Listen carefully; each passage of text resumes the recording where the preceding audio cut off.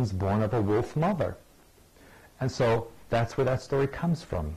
All these stories, all of these myths, both Greek, Roman, and Babylonian, etc., have a basis in fact because they're based on actual occurrences. To this very day, there are humans who are born with webbed hands and feet or extra fingers and toes. These are all throwbacks to the ancient Atlantean genetic experimentation, which is still in existence to this very day genetically. And so the Atlanteans, in their zeal to control everything, also destroyed their own continent by manipulating the geomagnetic force underneath their continent.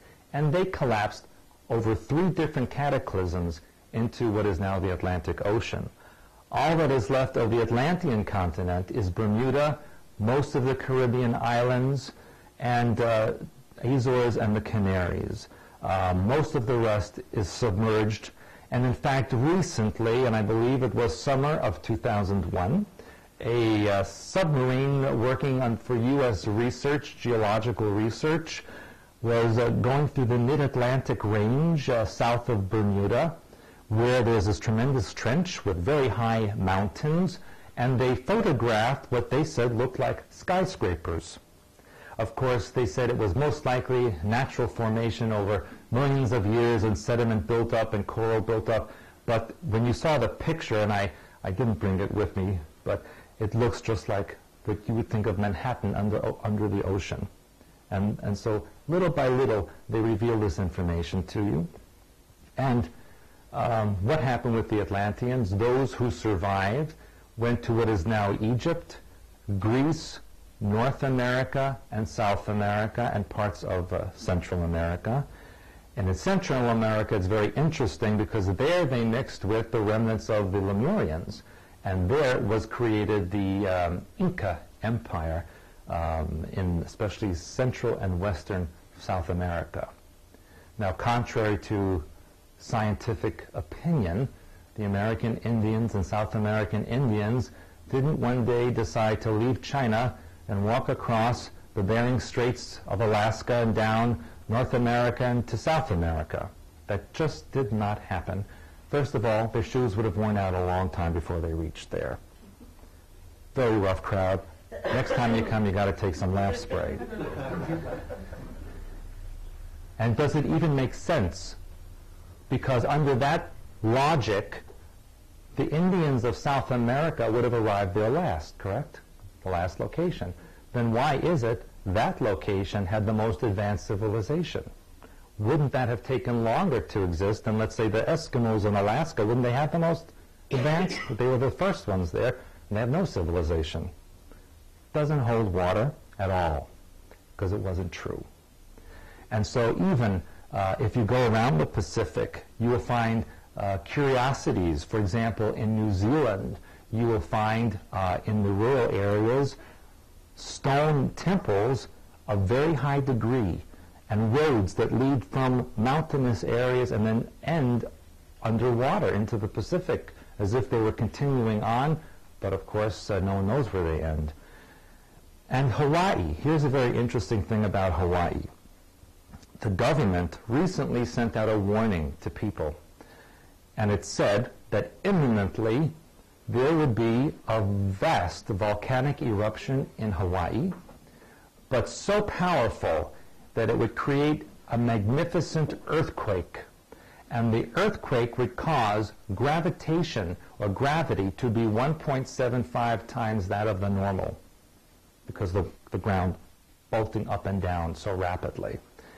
Under that circumstances, nothing will remain standing in Hawaii. So when people say to me, well, I'm going to run away from North America and I'm going to go live in Hawaii, not a good idea. Because even the government is warning about that one, and it's imminent, and it will create vast tidal waves that will affect all sides of the Pacific Ocean. But here's the good news, Hawaii is not sinking, it's rising up. So if you were able to survive that blast, most likely you'll be able to live past that because you'll be above ocean.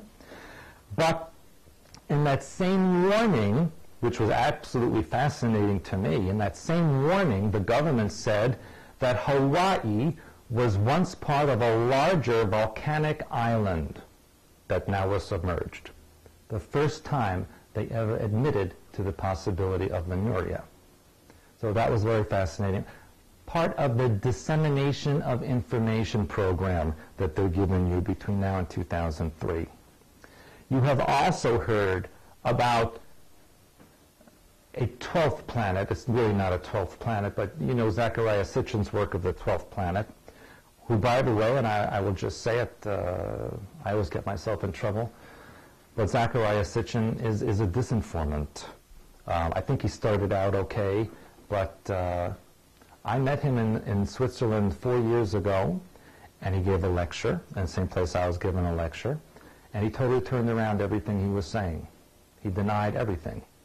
So something happened there, and long story, but just know that whatever he's saying now isn't exactly the truth.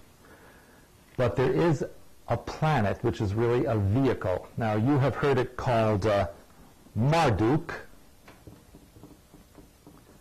but some civilizations call it Nibiru. That seems to be the more popular word these days.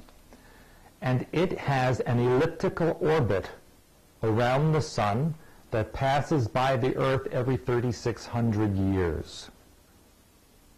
Now, people thought that was fantasy and that this was all based on the translations of Sumerian tablets from thousands of years ago. Well, lo and behold, January 2001, LA Times, New York Times, front page. NASA has discovered a large planetary body beyond Pluto, which has an orbit contrary to all other planets around the sun, and that based on the present trajectory, it will be in the vicinity of the Earth by mid-2003. That was the last news release on that. New York Times, right? Everything in the paper is true, right? Right?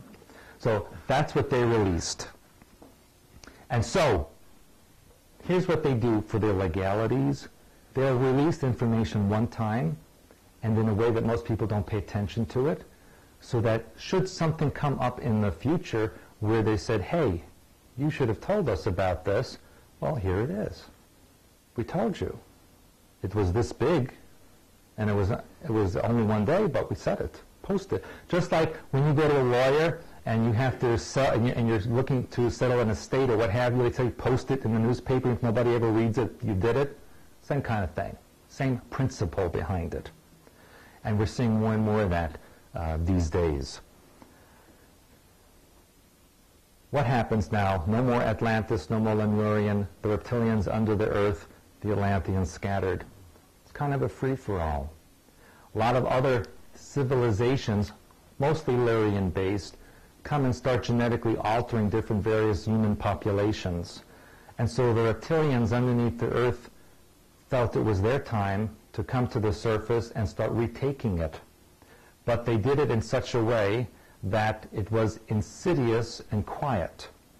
And it was through more hybridization. Humans already were hybrids, reptilian-human, but their features were predominantly human. So if after all this time a purebred reptilian came to the surface, that would cause horror and fear. So they couldn't do that.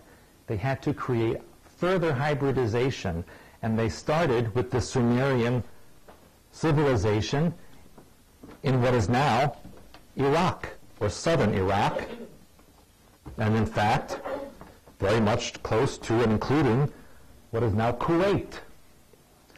And so they started with the civilization called Sumer. And if you look in history books or art books under the god and goddess of Sumer, you will see that the god and goddess were Nimrod and Semiramis. This is the god and goddess. Now, why do you think reptilian beings would have a god-goddess as a deity? Why wouldn't it just be a god or just a goddess? Because they're androgynous. And in order to get that into mammalian symbology, they need a male and female component of the one god. So they have god and goddess. And if you look up Nimrod and Semiramis, what they look like reptilians.